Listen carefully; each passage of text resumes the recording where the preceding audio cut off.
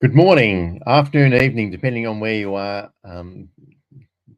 calling in from. So I'm from Melbourne, Australia, and it's like just on midnight tonight. So I'm really looking forward to this discussion. I think that's a really important topic, which is about empathy in action, a toolkit for leaders and to manage and act with empathy, which is really critical.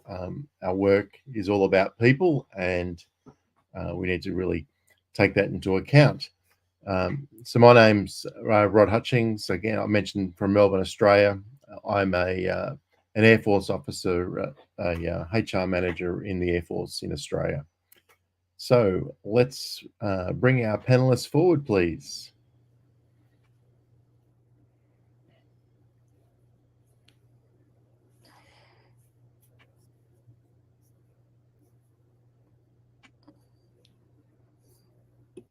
Wow, we've got a nice full panel today.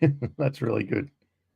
So, so welcome everybody, and I'd love you to introduce yourself and and maybe what you think about empathy as a very little teaser before we get going, and we'll go clockwise around. So we'll start with Lucy and then come to Jess. So welcome, Lucy. Hi, thanks, Rod. Nice to see you.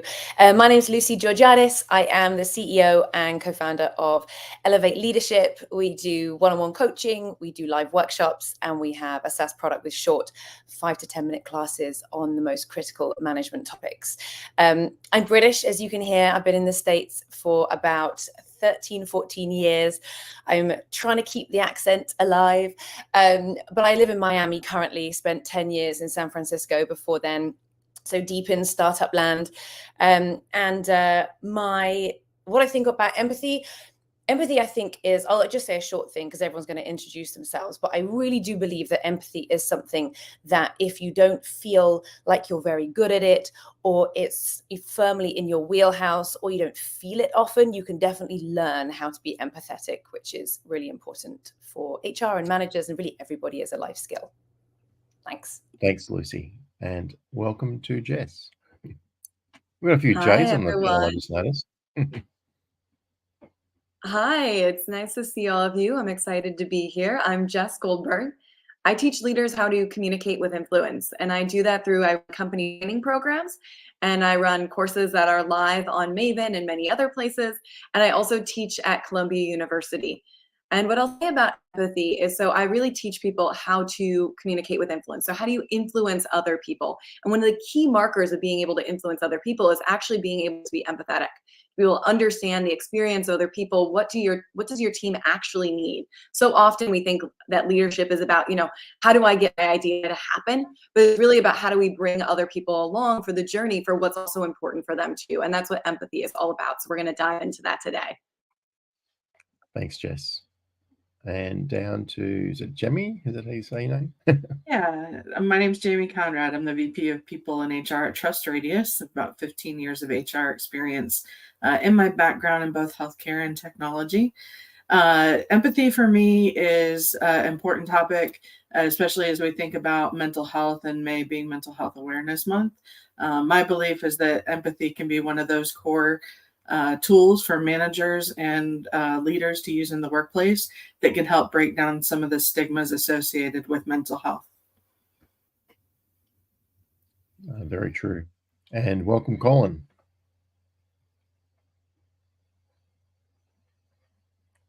Can't hear you, Colin. Can you hear me now? Well, absolutely, yes. Fabulous. I thought for sure I was going to need more technical troubleshooting than that, so I'm really grateful. I'm also really grateful to be here with all of you. This is such an important topic. My name is Colin Mincy.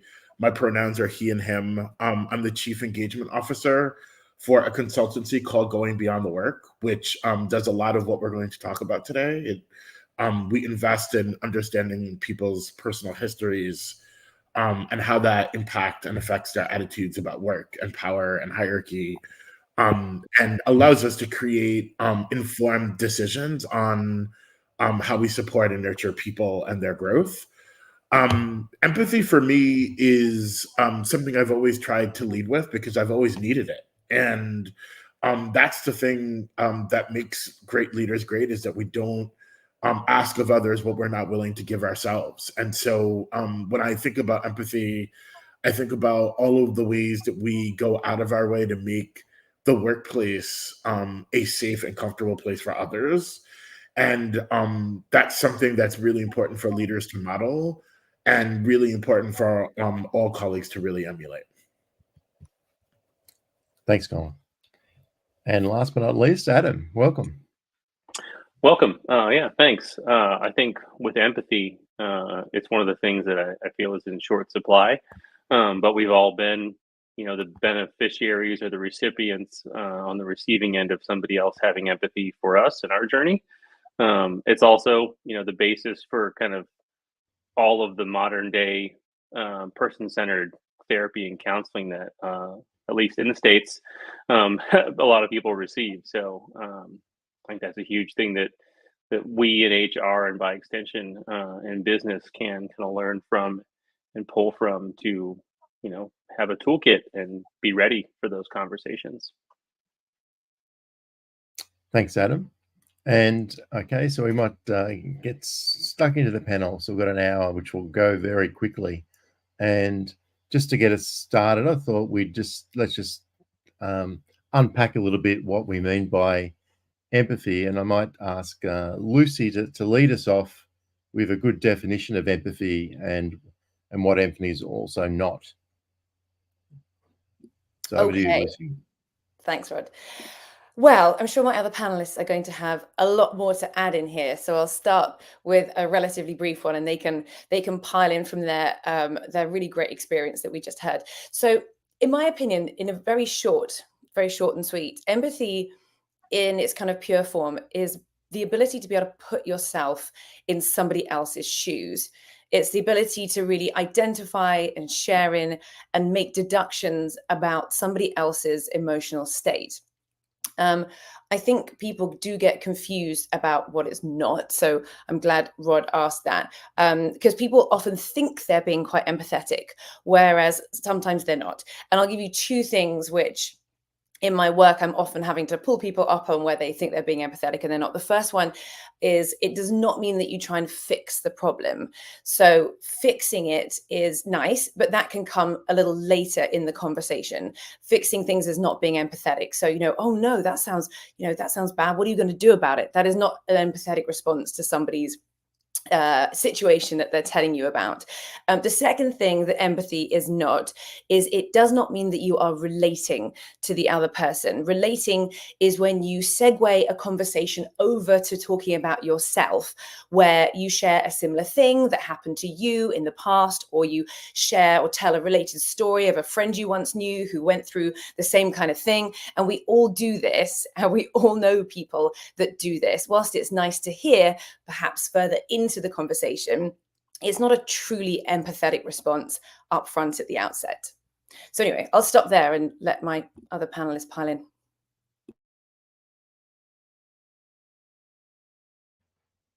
Thanks, Lucy. I'm happy to go in and share. Lucy, that was really beautiful. I loved what you were saying. You gave a great description of overview about what empathy is and what it is not. Certainly, there's so many misconceptions about empathy, and I'll just add on a few more misconceptions around it. Is often people think that empathy is like a sense of sympathy, like it's almost a layer of pity, or we're gonna take on the other person's as our own. We have to feel equally as bad as they currently feel in order to understand that, and that's not true. We can separate ourselves from the other person, and empathy is allowing them to be heard, for their emotions to be expressed, for us to hold full space for them to express that. But it doesn't mean that we have to take on it as our own. It doesn't mean that we have to jump in and solve it right away.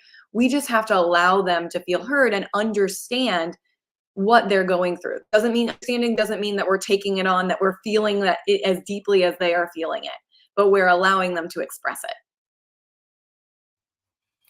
And I think it's also that we're not just allowing them to express it, but also allowing leaders to connect with them and their teammates on a deeper level. acknowledging, validating emotions, perspectives of employees, allowing for them to feel safe in the conversation.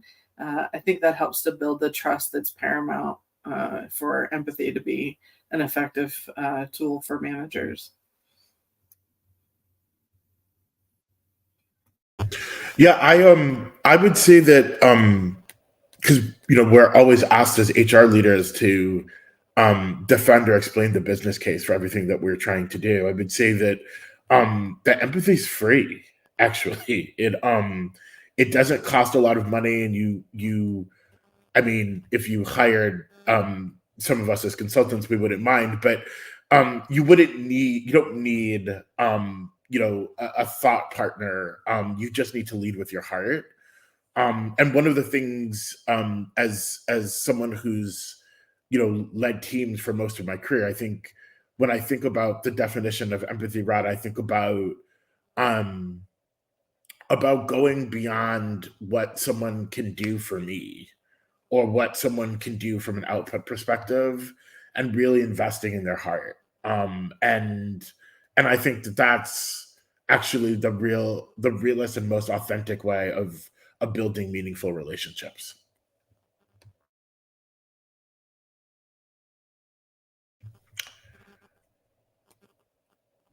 I think we lost Rod.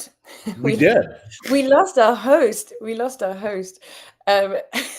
Well, he did actually put another question in the box here. Adam, was there anything that you wanted to add to what we were saying before we go with the next question that you popped in here?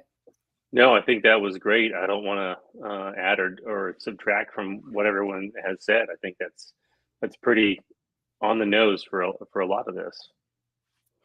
Well, everyone, feel free, for those who are listening, to also pop some questions for us in the chat box if you want to. Rod did leave one for us, which was for Jess to kick off, which was, why is it important that we work on our empathy skills? Which I thought is a really nice next one to sort of segue into. Yeah, absolutely. It's incredibly important to work on our empathy skills. And the reason is it just makes us better leaders. It allows us to understand what's going on with our employees. There's no possible way that we can motivate people to do better work if we do not understand what motivates them, what they care about, what's actually the underlying root of the problems that they're facing at work. So the key way that we can build a great work culture and achieve the kind of things that we want to achieve is by understanding the individual experiences of our employees, that we can motivate them best, build a great culture, be productive. And one thing that I would like to say about this is, Google did a study about 10 years ago where they tried to examine what are the best performing teams and why are they their best performing teams. So they looked at all of their teams. They examined what are the elements that make their teams the best performing teams, the ones that are the most innovative, the most creative, the most productive. And what they found was the most innovative, the most productive teams were the ones that had something called psychological safety. And psychological safety means that everyone feels safe to express their opinions, their ideas, their emotions, what's going on for them. And empathy is the route to create that. So we create a culture of psychological safety through empathy, which then allows us to be incredibly productive and creative. Thanks, Jess. So had you started the second question? We did. I thought so. We jumped in there for you, Rod, and Jess took it away. You. Anyone want to add on to that then? I think it's important to work on the empathy skills because it's. I was thinking about this question as I was getting ready this morning. It's like any muscle group. If you don't exercise it, like, it atrophies, and it's the same thing with empathy. If you on purpose don't expose yourself or don't have those empathetic relationships or that practice in your life, I think a tangible example that I've come across is like transitioning out of certain industries into other industries. I noticed that, like, oh, I am not as active as I used to be. I need to make sure to, like, schedule myself to get on the treadmill more. And it's a similar thing with empathy. If we don't intentionally expose, like, don't intentionally flex that empathy muscle, like, you will lose it. And it's a very real thing. And I think there's some wisdom in keeping yourself as a leader in a place where you are intentional about focusing the effort of training others and then being empathetic yourself, back and forth. That's some really good points, Adam. And I guess I'm curious when you start talking about that, about during the whole COVID thing and how we've got to more remote. I wonder if anyone's got any thoughts about how being empathetic in a remote setting, is it different, or what are some of the differences that you need to take into account when you're face to face versus remote?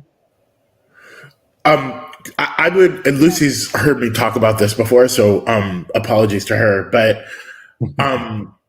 so before we even get to how, in sort of a hybrid moment, we practice empathy, Rob, I think it's important to recognize that one of the things that forced us to be empathetic is that we were all, when it comes to the pandemic, in the same boat. We were all struggling. We were all suffering. We were all sort of balancing the need to take care of aged parents and be substitute teachers. And so it forced us all to be in the same place, which generated a sort of connected sense of understanding. And the thing about empathy that I think we really need to stress is that if you make it available and accessible to others, it can be available and accessible to you, because life and its travails just don't happen to people outside of leadership. It happens to those of us who are leaders as well. And so one reason to make sure that we're practicing empathetic leadership and empathetic skills is making sure that even if we're not standing in each other's circumstances, we still want to understand what those circumstances are, and we still want to be proactive and being supportive to people as they go through those circumstances.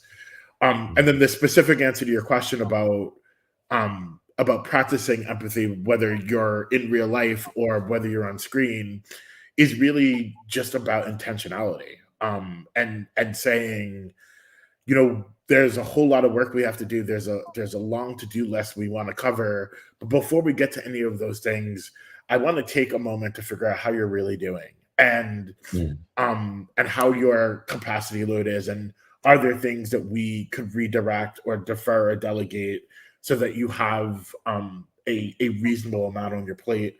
Those things are experienced and felt if we're genuine about our intentions, and if we're committed about doing that in practice on a regular basis.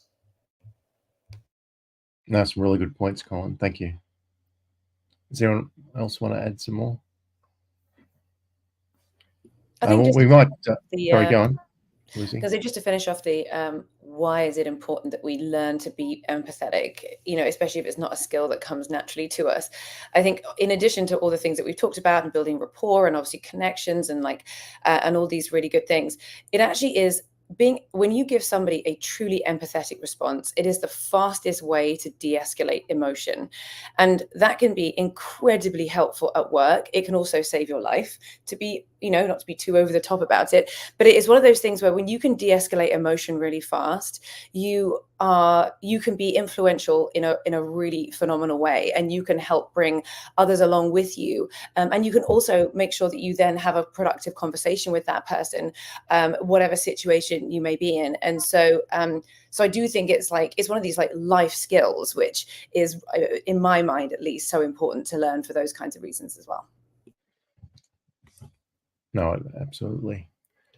So let's just move into practicing empathy, and I might get Jamie to start off on this question, which is really, I guess we're talking about leadership and I'm talking about empathy. So what are some of the strategies for cultivating empathy in leadership specifically? We've probably touched on some already, but do you want to just unpack that a little bit more? Yeah, a couple of things that come to mind quickly for me on that is that there has to be a lead by example type of mentality amongst the leadership team. The tone that the executive leadership team sets, that the management team sets, is going to permeate the culture. And so when it comes to empathy, it's important that you allow that space for your leaders to be vulnerable, that you allow for the culture to support speaking candidly about some of those situations that our executives may be going through, because they're people too. And I think that helps to set the stage for building that trust and that psychological safety, which is foundation of empathy. I think something else that comes to mind, there's some checkbox things you can do, EAP programs, even if they're small, they can be impactful. Promoting healthy habits, whether that's a communication campaign from your benefits team. But I think more importantly, it's around embracing people as human beings in the workplace, and being willing to put your arms around that on a regular basis.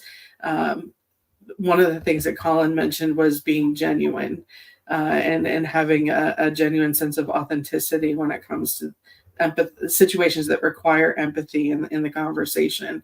And that is so important. And it's not going to appear genuine if you haven't spent the time to build it into your culture as just the way it is, rather than it being something, I know, we don't normally do this, but in this situation, I'm going to go over here. It doesn't come across as genuine.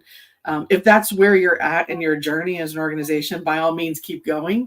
But there is more to it than just having those checkbox options. Bringing in training for active listening for managers is critical when we talk about empathy.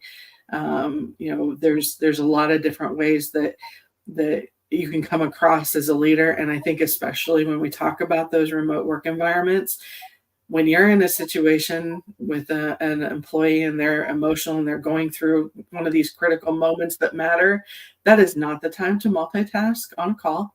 And so, being aware just of how you come across and what that looks like to the employee receiving it is so important. Thanks, Jimmy. What would you like to add, Jess? I'll ask you. Yeah, I'd love. So the question was, what are some strategies that we can do to cultivate empathy? And on the chat, someone, I think it was Miguel, specifically asked, what are the specific steps I can take to cultivate more empathy? And so there's kind of two things that I talked about. The very first one is being able to ask better questions, having a level of curiosity. The first way of being able to cultivate more empathy, and a strategy that you need to take, is just, rather than trying to, say something directly back and think about like what you need to say, it's just ask more questions, get more curious. Just try to like repeat the last thing that they said and put it in a form of a question. So they say, I'm so frustrated. You say, so frustrated about what? So just add a question to the last thing that they said, and that's going to help you get more curious to learn more about their experience. So that's the first strategy that I would suggest.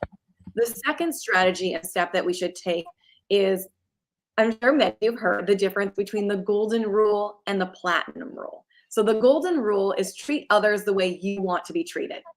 The platinum rule is treat others the way they want to be treated. And that's what we need to do. That's what empathy is figuring out what's the way that this person works best. Do they need help figuring out what the next solution is? You can ask them, would you prefer me to just listen right now? Or do you want help strategizing? Figuring out what they need and what's going to work best for them is the best way to improve your empathy. That's really good. So that was just gold right there. Speaking of platinum, and never mind, that's a terrible joke. The other thing terrible. The other thing I would add is recognition. So two things. So one, on the recognition front, I find sometimes at work that there's just an expectation that people do a good job. And what we miss when we think that way is all of the things that people are carrying with them into the workday. And where what we might expect to be good work is actually much more than that. It's people bringing their full selves to work in spite of all of the things that might be going on in their life, because they're focused and dedicated. And so a thank you, or an acknowledgement, or an amplification of that work on the backs of pain and trauma and stress and strain and anxiety is so much more than just a thank you to people. And so I think recognition's a really important part of this. And the second thing I would say is, in order to be empathetic, you have to know that something's wrong. And in order to know that something's wrong, it means that people probably have to be vulnerable. And in order for people to be vulnerable, they have to feel safe. And so building safety and vulnerability into the model is also a strategy. And one of the ways I do it is, when I was in-house and I was up the ladder and I needed a break, I told people I was taking self-care. And I talked about when I wasn't feeling well and why. And so I created a normalcy around talking about not feeling well or not feeling great, so that when other people were feeling that too, they felt comfortable enough to express it. Some more gold there, Colin. That was really, really good. Adam, what are you thinking?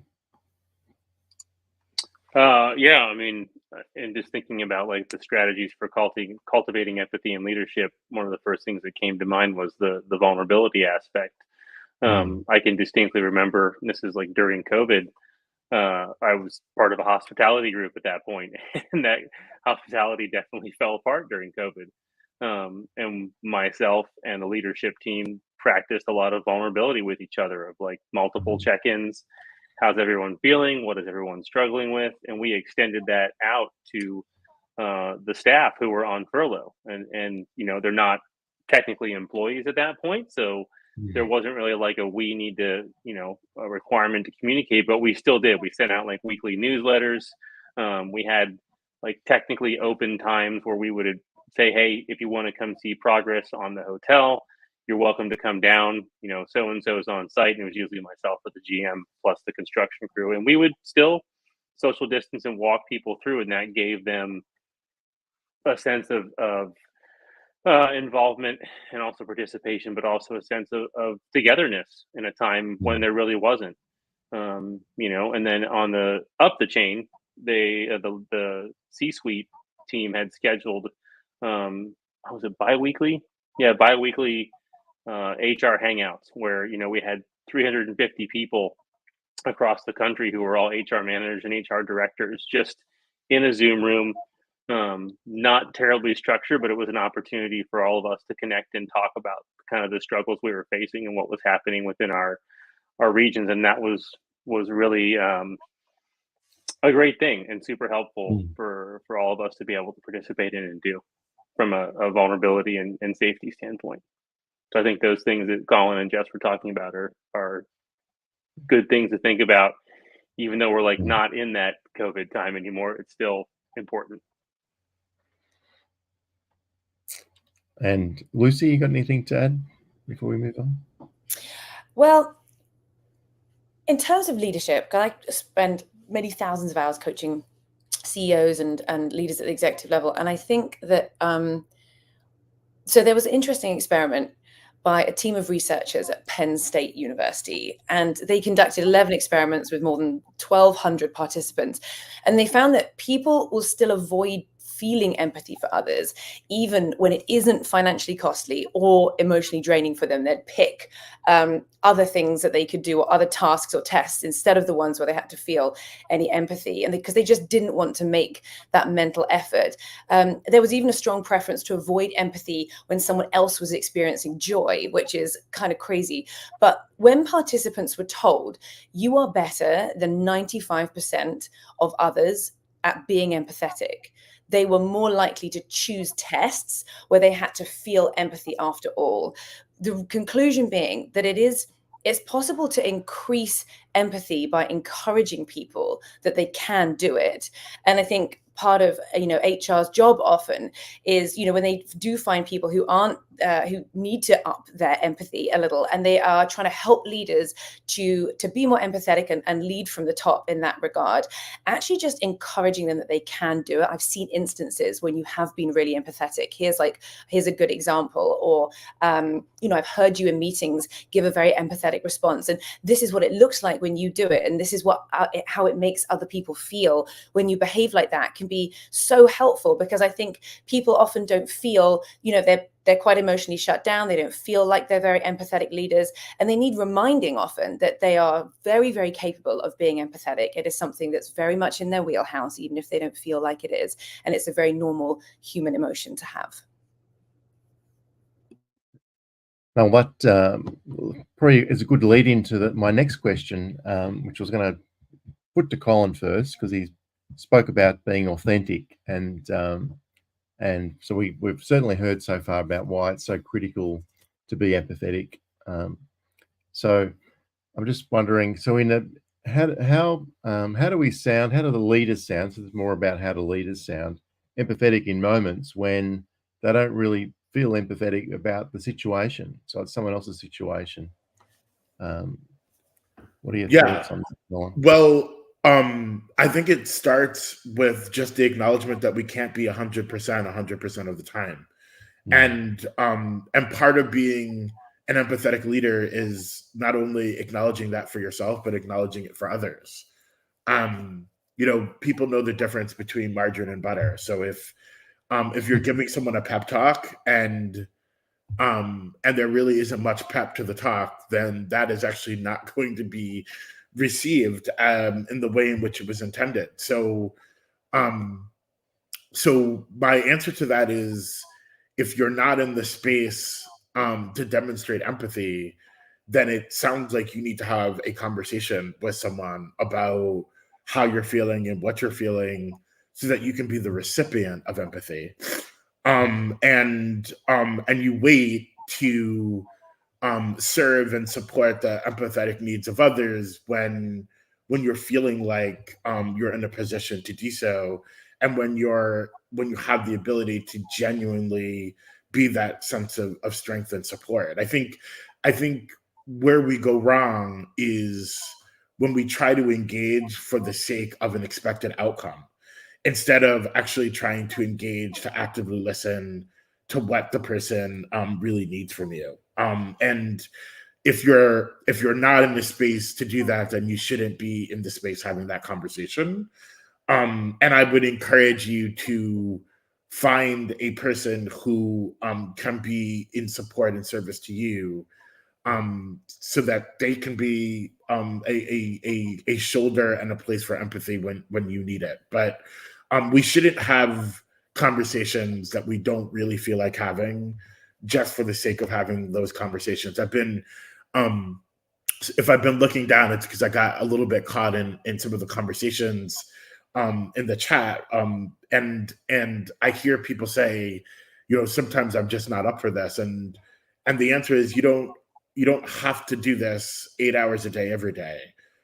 You find the right moments to do it when you feel the strength to do it, and when you recognize within someone that you are working with that they could really use an ear or a shoulder or some support. Thanks, Colin. I went through some struggles with this when I transitioned from healthcare to the tech industry.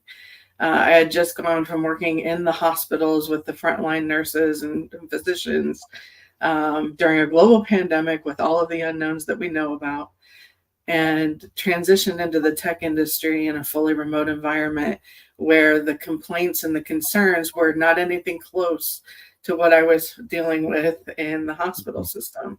And it caught me off guard as an HR professional that I would not be as empathetic as I felt like those employees deserved. And it wasn't, a reflection of them. It wasn't a reflection of what they had gone through or hadn't gone through. It was a reflection of what I had gone through and how I was able to show up. And so, I think speaking to how Colin was very very graciously giving some grace in that, as far as, we can't always show up 100% of the time. And for me, the way that I helped myself get through that is I turned to a mentor and said, look, I'm struggling with this right now. I'm not exactly sure what to do. And they said, stop judging yourself first so that you can be empathetic with others. And I thought that was great advice. And it worked, right? I stopped putting so much pressure on myself to be a specific kind of leader or show up in a specific kind of way, and just allowed for some of those conversations to happen often. And then the other thing that my mentor so graciously gave me was, never forget that you don't know all of the things that are behind whatever that request is. And so while it may not seem to the level of what you just came from, you don't fully understand everything that's brought them to the moment that they're in right now. And I thought that was really good. That is really good. Yeah, no, that's really good. I know. I'll just share what that brought to mind for me, and it's pretty relevant sharing today. We're talking about mental health. Is that it would be my cousin's birthday today. He died of suicide about 5 years ago, and really the family really had no idea of the things that were with him, and so it was really not. Just make assumptions, and we made assumptions about things are going on because of what's on the internet and on Facebook and things like that. You really don't know what's happening for people unless you really ask and communicate. Certainly a lesson that I've learned building on what you just talked about. Right. Who wants to go next? Anyone want to add on to what Colin shared? Well, I think I'm very sorry about that, Rod. That seems like a really sorry for your family to go through. Really difficult. And I imagine you probably got a lot of people giving you very empathetic responses, and it was just a tough time all around. I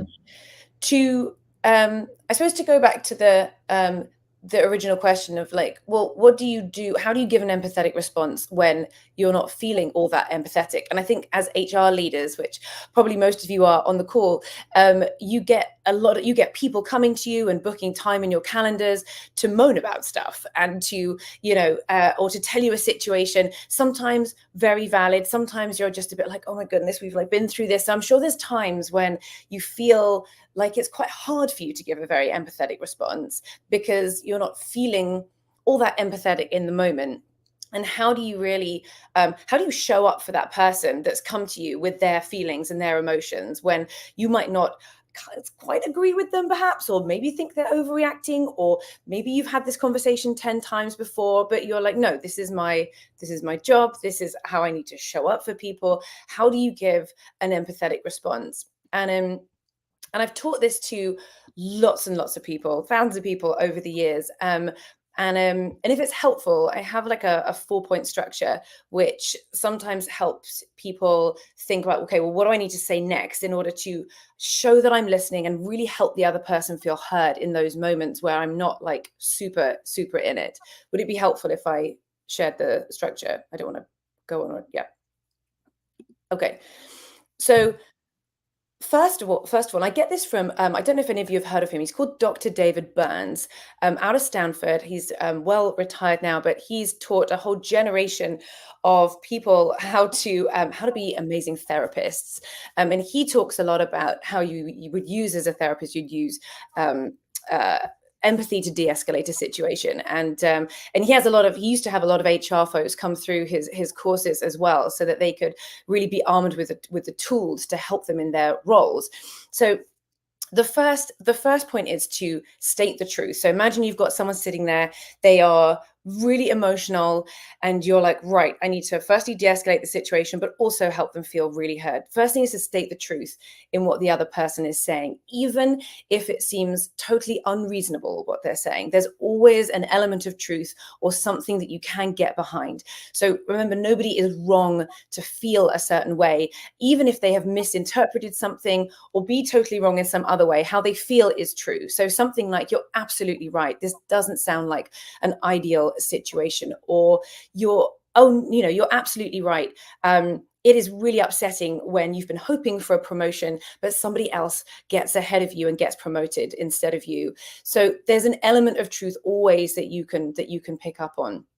Second point is to summarize briefly. Then you want to go to summarize what you've just heard. And when you paraphrase back to the person what you've heard, it really helps them feel like you have been listening.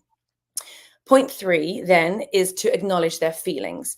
Now, you may find you can use a feeling word that they've already used that you can reflect back to them, or you can infer carefully how they must be feeling based on what they've said. So I can see that you're feeling really frustrated by this, or you must be feeling really hurt by what's happened. And that's okay to infer that as well. And then the last point is to ask a question, to gently learn more about their situation and how they're feeling. And this goes to what Jess was saying at the beginning. So tell me more. This is not a fix it question, remember. So this is not so what are you going to do about it is not what I mean here. Something more like, so tell me more about what happened. So 1, state the truth. State the truth in what they've said. 2, summarize briefly. 3, acknowledge their feelings or infer a feeling that you've heard. And 4, ask them a gentle question to put the ball back in their court. Anyway, Very good. Those are my 4 points, Director. Thanks, Lucy. So we might move on, and there's some questions that are in the chat about empathy in action, and I might ask Jess to lead us on around that. What are the skills people need to do that in action? Jess, over to you. Yes, absolutely. I'm happy to kind of walk through what are some of the skills that we need in order to be able to showcase empathy. So I talked a little bit before about curiosity, our ability to just be curious, ask questions, be able to want to understand someone else's experience. That's really one of the first skills that we need. The next skill, which Lucy was talking about, is the skill of reflective listening. So being able to hear what someone said and then be able to repeat back what they said in a way that's going to resonate with them. That's really an important skill, to be able to hone our ability to listen, be fully present in the moment, hear what someone else is saying, and then repeat back to them. The next skill is clear communication. So our ability to synthesize information, repeat back what we've heard, but in a clear, concise way that it's going to resonate with the other person. Be able to express how we are, understanding them. So clear communication is a key skill. Self-awareness is a really important skill for empathy because, to be able to distinguish that moment of, ooh, I'm actually not feeling like I'm able to be empathetic now. And as Colin was saying, maybe I need to step back. Maybe now is not the moment that I can be available for this person because they're actually triggering me. What they're saying is making me angry. So how can I be empathetic if I'm angry at that moment? So our ability to be able to be self-aware, self-regulation. So once we notice that we are, triggered by something that someone's saying, or it's not a great place that we're able to hold space for them, that we can regulate ourselves. So this is de-escalating of conflict that Lucy was talking about. Our ability to be aware of other people's emotions. So how are they actually feeling? Not just listening to what they're saying, but noticing their body language, noticing the tone of voice. Maybe they're saying, I'm totally fine, but you can notice in the tone of their voice that they're not actually fine. So you're going to ask a question, a deeper layer. And then the other 2 final skills that I say are really important are the ability of active taking. So being able to, in our own mind, get curious about someone else's experience that is not our own. What might be, that's that platinum rule that I was talking about. So being able to figure out not just what's good for us, what would be our experience with this situation, but what might be happening for them in this situation. And then the final skill is patience, being able to be, patient enough that we can, take the space to understand what's going on. So I mentioned curiosity, reflective listening, clear communication, self-awareness, self-regulation, other awareness of others, perspective taking, and patience. And there's lots of other skills as well, but those are some of the ones that first come to mind that are really key. Thanks, Jess. Who'd like to add on to that?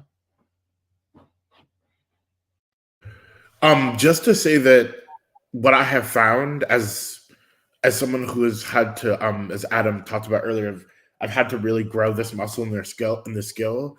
I've learned actually, because I do this so frequently and so consistently, I can actually tell when someone's not well before they even say anything. And to responsibly harness that power is the ability to pull someone aside and say, how are you really doing? So that they don't have to feel unsafe or vulnerable or on the spot or afraid to really talk about what the issue is. So practicing what Lucy and Jess just said in terms of those really hopeful, concrete tools will actually allow you the benefit of being able to know when someone needs support. And that makes, if you're an HR professional, that just makes the job even more richer and rewarding. That you're able to identify problems before they actually come to you, and in case they don't actually get to you. And maybe that in some ways leads to my next question, so I might move on, which I was going to put to Adam, is that, maybe you could make assumptions in that sort of situation as well. So I'm just wondering, Adam, if you want to lead us discussing, how easy it is to possibly diminish people's feeling by accident. So when you're really thinking you're being empathetic, is there a risk around that, or what are your thoughts around that? That's a great question. I think it's unfortunately in our modern society easier than we think to diminish people's feelings. Some of that comes back to making sure that you're fully present as a leader when that person's talking to you. If you do have, the distractions and that kind of thing going, that will give the impression, and I've had to learn this one the hard way, of slowing conversations down. And being like, hang on a second, let me switch off the computer screen so I'm not having something else distracting me. I think that's an important one. I think the body language too. If I'm sitting here like this and I'm trying to listen to you, and you're telling me something that's pretty important, my body language of arms crossed, etc., is not going to convey the message of empathy. So being, kind of aware of that. At sometimes you might need to take notes and be like, hey, is it okay if I take some notes on this? I want to make sure this is an important conversation. And then back to Lucy and Jess as well, of having those skills and practicing the summarizing and the paraphrasing. And they call it that in the therapy world, hazarding the guess. At certain times, the person talking to you is not going to be aware of some of the problems. They just know that they feel uncomfortable. So being is this something to do with, I feel like you're feeling uncomfortable. How would you define this emotion? And even a quick Google search on a feelings wheel helps with that, because a lot of people will just lump it into kind of the main categories. But there's over 3,000 words to describe emotions in the English language. And I know I don't use all of them. I'm sure a lot of people don't use all of them too. But the difference between something like anger and frustration could be pretty big for some people. So having that kind of intellectual curiosity to feel that, and then realize this person might just be here to close the door and talk to you. I can remember when I was in the hospitality space, I would have open office hours, and I was on site. It's different with remote, probably a little bit easier to a certain extent, but lots of schedule transparency. And then 2 days a week, I had office hours that were 3 to 5, and anybody could come in and just close the door. And I'm like, what's up? Well, and they're like, oh, I noticed you had open office hours. I'm like, yeah, well, what's going on? And that was immediately a cue for me to turn the screens off, pull up a chair, and have that conversation. And I think by integrating some of those best practices, you are less likely to diminish people's feelings by accident. I think I had to learn the hard way of slowing conversations down, stopping the task you're doing, and it wasn't until somebody was like, "Hey, people don't feel you're listening because you're continuing to work while you're talking to the person." And I'm like, "Oh, okay, that makes sense." But somebody had to have the awareness to lean in and tell me that, which is great. I'm glad they did, because now, if somebody has that conversation, I'm like putting things aside and I'm like pausing the podcast I'm listening to as I'm trying to get work done, and then and going from there. And sometimes it's better to not have those conversations in your office too, where I've found that, like, I'm just going to go find that person where they're at, and then I'm stepping into their office space and being like, "Hey, I'm coming to you. I heard XYZ. How are you feeling about this?" And then they're like, "Oh, this guy came to me to talk. That seems like that's important." And some of that physical proximity is different if you're in a remote work environment, obviously, but still, like, you booking time on their schedule versus them booking time on your schedule, I think is a big one that shifts the dynamic to a certain extent, and puts us as leaders in the spot of vulnerability. Thanks, Adam. Anyone want to add on to what Adam shared? No? All right. Well, like, we've literally only got 10 minutes left. This is just, I said this will go fast, and it's certainly going fast. There's many more questions I could ask. But I thought I might get Jemmy to lead this next question, which was, how can empathy improve conflict resolution in the workplace? So dealing with conflict, what are some thoughts there? I think this leans back into what Lucy was saying earlier about the ability to de-escalate emotional situations quickly. Empathy can play, that having that skill to de-escalate the emotional side is a major impact there. People that are high in empathy, in that skill,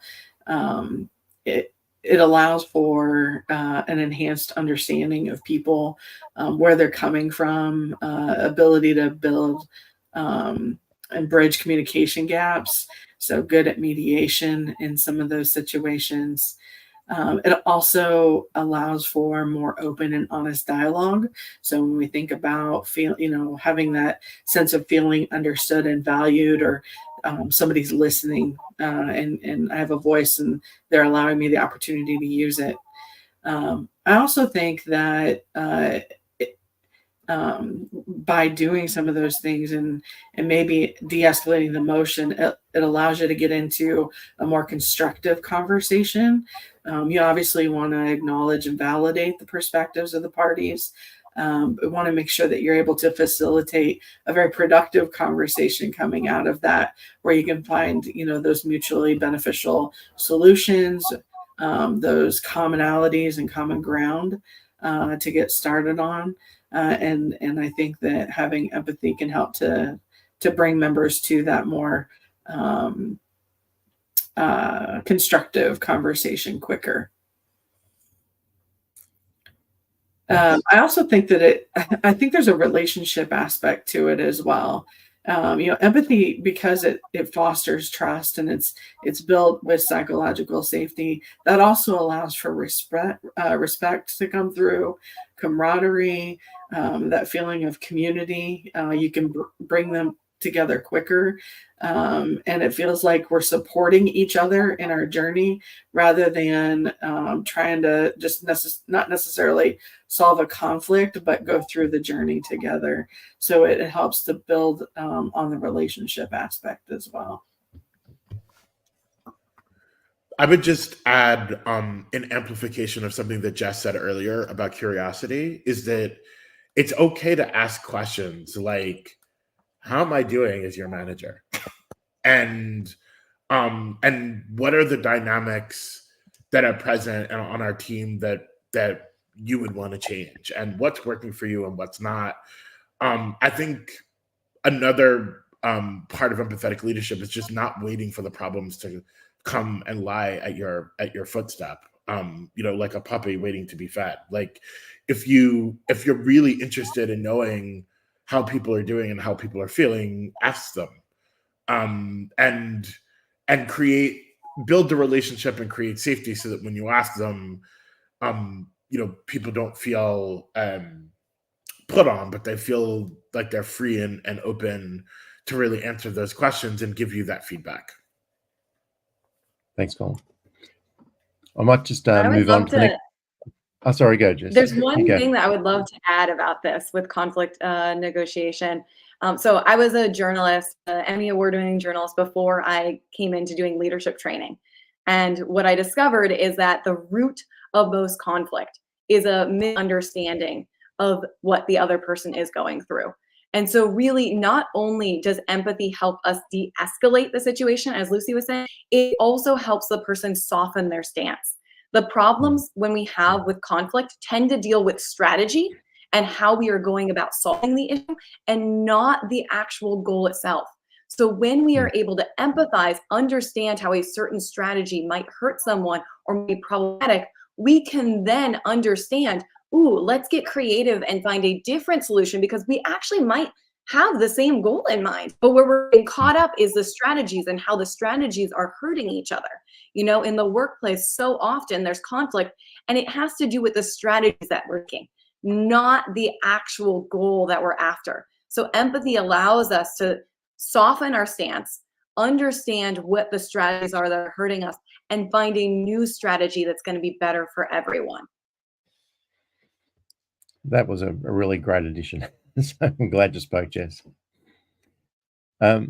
Well, I'll move on because we've only got 5 minutes left or 4 minutes left. And I always like to ask questions, which is really around, diversity and inclusion. And this one's really, to Lucy for this one, is how do you recommend leaders handle situations where there's either cultural differences in the workplace or intergenerational differences that might affect perceptions of empathy?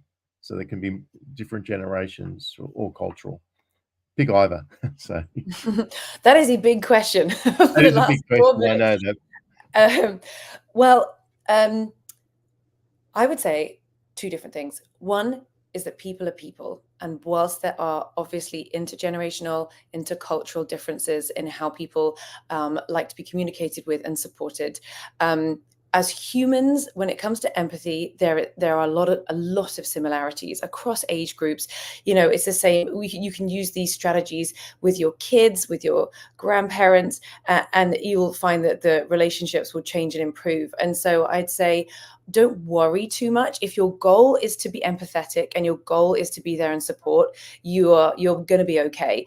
If you do find that you feel like there are some cultural sensitivities that you don't, and you're not quite sure what to do, just exactly as Colin says, just ask. You can just ask. Now, whilst some people might feel like that's putting the onus on the other person, and you should know, ideally you have educated yourself about the cultural differences within your team. But if you don't know, do just ask, and then you'll know. Thanks, Lucy. Anyone want to add on to that one? I really appreciate the question, but I also am worried that the question provides those who don't practice empathetic leadership as a cop-out. That cultural differences and generational differences make this any more difficult than it is. Because the reality is, I'm 43, and there are other 43-year-olds who have very different attitudes about life and work than I do, right? And that's not because of different cultures and different generations necessarily. It's because we're different people. And the thing about this work is that if we get to learn the people we're supposed to learn, the folks that are on our teams, the folks that we're responsible for, then the answers to questions about customs and culture and attitudes, that all comes up during the regular process of getting to know someone. And my last point, because I've been good all session, is if you're in HR and you don't care about these things, I really wish you'd find something else to do. And if you're in HR and we are just moving people into leadership positions because they have technical expertise and because they've been kicking around a long time, instead of really asking whether they have the DNA to actually lead this way, I really wish you'd stop doing that too. Because the workplace is not supposed to be a place of trauma and pain. It's supposed to be a place for people to contribute, get paid, and hopefully go home and talk positively and deposit positively about their work experience. And until we address some of those things, I worry that we're going to continue to miss the moment. Some gold there as well, Colin. So thanks for sharing. So we're on the hour, but I'll still ask another question, which is really, we'll just go around to everybody and just maybe just share what one key takeaway that you've got from the session today. And we'll start with Lucy. We'll go around clockwise. One key takeaway from this, even if you don't feel like you're a very empathetic person, you can learn to be empathetic. So put some of these things into practice, just try them out, see how they feel, and you'll just get better over time and your relationships will start to feel better because of it. That's great. Thank you, Lucy. Jess. Just continue to be curious. Curiosity will be the key to helping you develop this skill. Very good. Yeah. Yes, lean into a sense of understanding first. Seek first to understand. And Colin. I think just if you haven't started and you don't know where to start, I think the key is just to start, right? And and just start by having conversations, asking questions, and build from there. I think once you see the investment of your time on this, you'll see the rewards in your relationships and your working relationships. And last but not least, Adam. I'll leave us with a quote from Ted Lasso: "Be curious, not judgmental." I think that is that's a good one. I keep coming back to that one. I use it all the time, and that just like, oh yeah, it stops people in their tracks. No, that's really good. So I'd like to thank the panelists for an amazing discussion and conversation. I think that we've certainly shared plenty of tips and toolkits on the topic. So thank you, and I look forward to seeing you on future panels. So thanks, everybody, and I'll say bye for today. Bye. Thanks, everybody. Thank you. Bye. Bye-bye.